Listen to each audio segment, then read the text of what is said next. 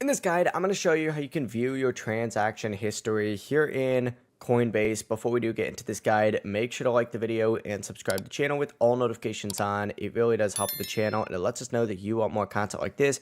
We'd greatly appreciate it. And if at any point throughout this guide you did have any questions, ask them down in the comment section below and we can help you out further. I'm going to be doing my best to reply to every single comment down there. Now, quick little disclaimer, this video is for educational purposes only, and this is not financial advice. But to view your transaction history here in the Coinbase app, go ahead and open up the app itself. And what you need to do is select the little menu icon up in the top left corner.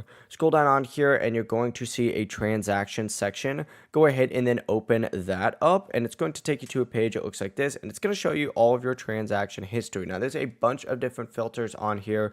You can filter it by specific products like crypto, for example, specific activity like advanced trades, buy, sells, converts, stuff like that.